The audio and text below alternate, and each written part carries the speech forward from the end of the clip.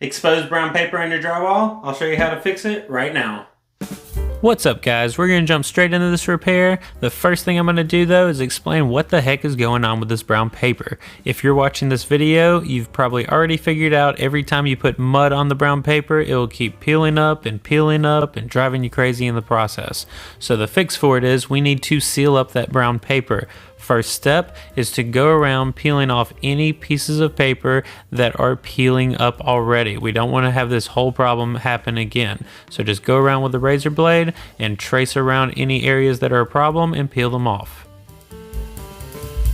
If you've seen this repair done before, you have probably seen people using shellac to do it. It will work. Don't get me wrong, but I use Mod Podge. Mod Podge is a lot like Elmer's glue. You can paint it on white and it will come out clear and it seals it up perfectly. You can find it in any arts and crafts supply store.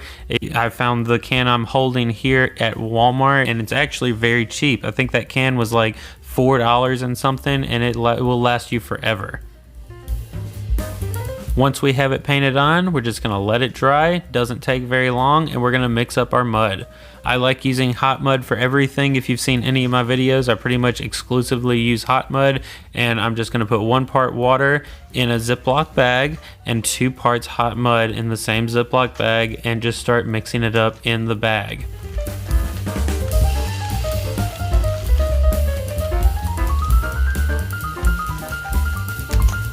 Once you have it pretty well mixed, squeeze out any air out of the bag and keep mixing. Once it's very well mixed, push it to one corner of the bag and we're gonna pipe it straight out. Now I've got a couple of holes here from some toggle bolts that I was messing around with. I'm just gonna fill in those holes and we're going to liberally put it over the entire patch, and we're gonna spread this out with a 10-inch blade.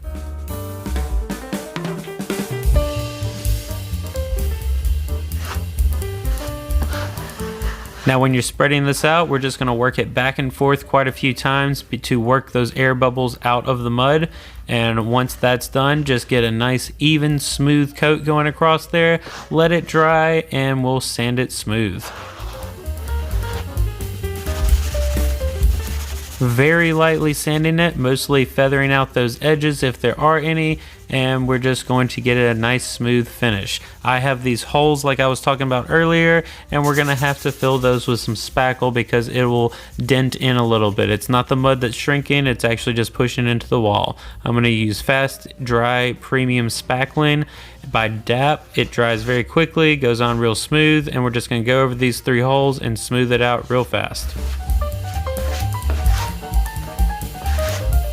Once we're done doing that, we're gonna let it dry and give it a light sanding as well. We're not sanding over the entire thing here, I'm just sanding down those spackled areas. Once that's done, I'm gonna use a damp rag and just clean up any of the mess that I made outside of the patch, kind of feathering out those edges with that damp rag a little bit. Once we're done doing that, it is time to paint. Now I like using the snap method of painting. If you haven't seen it before, it's the easiest way to paint a wall.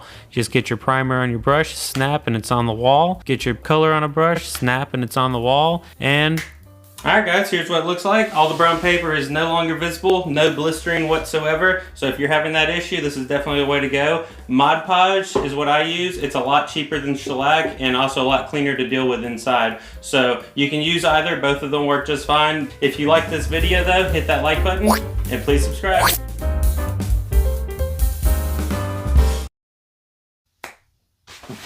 horrible, terrible, terrible, terrible smell.